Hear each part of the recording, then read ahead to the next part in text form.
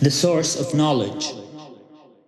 The golden ratio is a ratio between two numbers that equals approximately 1.618. It is also known as the golden number, the golden proportion, or the divine proportion. It is ironically also given the Greek letter phi. The letter phi is used to describe an empty set of objects.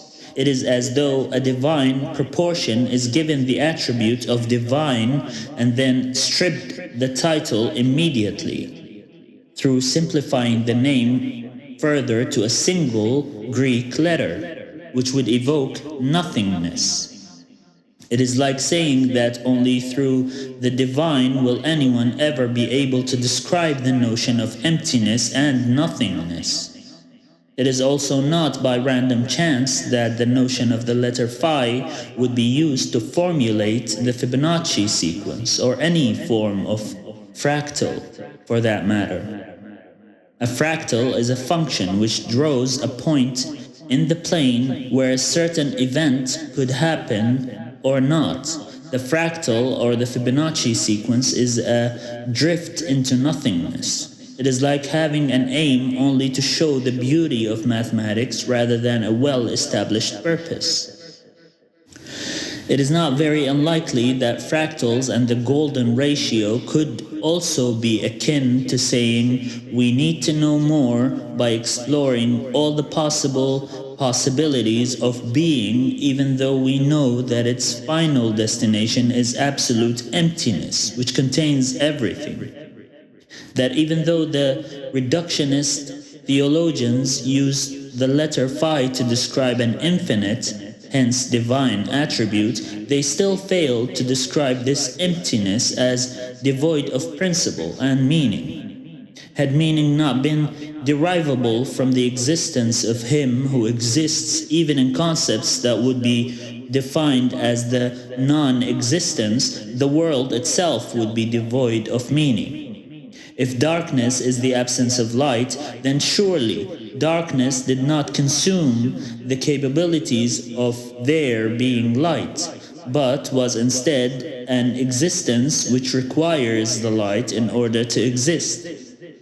Since existence can only be obtained through the source of all existence, then it comes as no surprise that for non-existence to exist, it has to have been given existence by being told to exist, or to take arms against the sea of troubles and by opposing end them.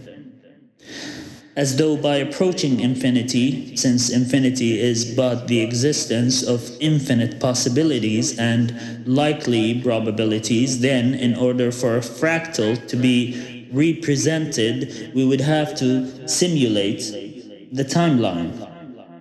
If time is considered the missing knowledge because humans were not able to harness time by being able to perceive it as a dimension that is made visible, then simulating a fractal becomes an act of imagination. Being able to think about probabilities in a timeline fashion.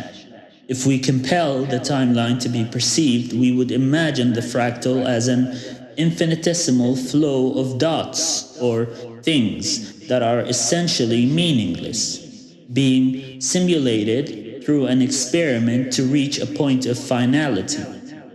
Like putting sentient ink on the paper and willing that it flows the flow of the group towards phi, where the ink would most definitely have evaporated.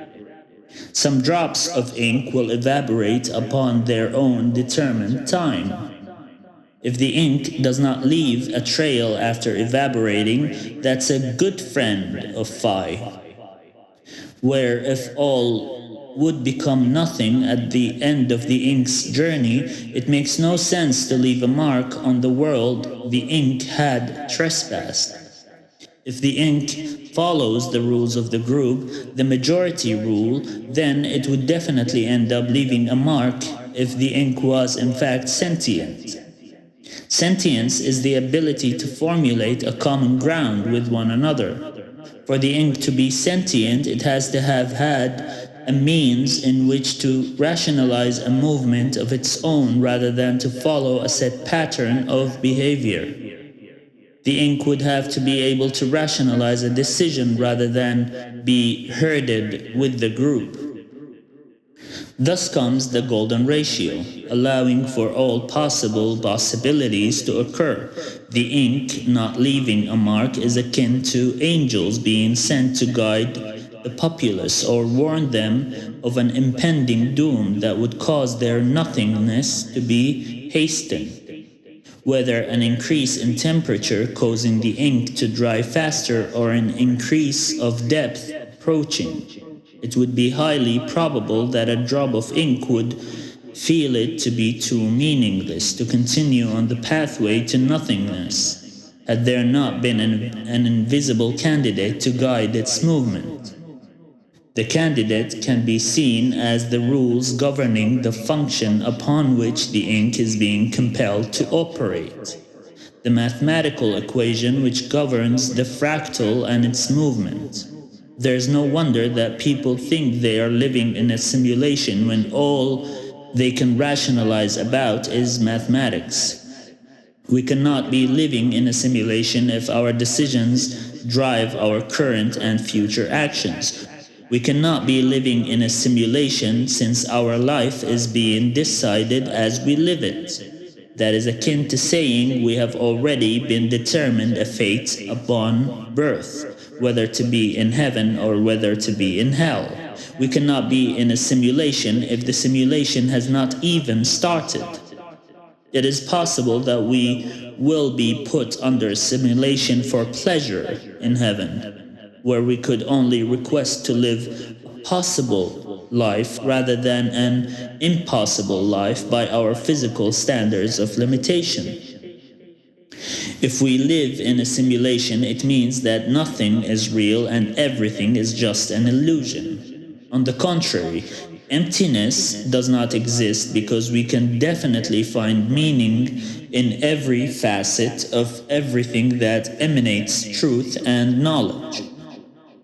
Mathematics in its entirety is a symbol device. It is a tool used to understand the world and infer possibilities under restraints and restrictions of reason. A loophole reasoning is when reason becomes hard to put into words. It's not an escape from clarity, but rather a proof of infinity. Nihilism is the belief in nothing and that life is meaningless, despite the scientific evidence. It is a willful ignorance, since meaning can be found in all forms of existence, even realms that we cannot explain, perceive, or understand. We can only make assumptions about the world because even the world is an ever-changing miracle of time, reason, and physics. It would be very easy to say, because physics, without understanding what physics really says about the world and its limitations. Particularity can sometimes be a tool against the particular.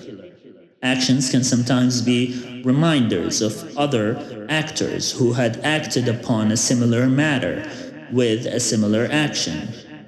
By the same token, thoughts and reasoning can sometimes be a reminder of other thinkers who thought the same thing by reaching a similar rational conclusion.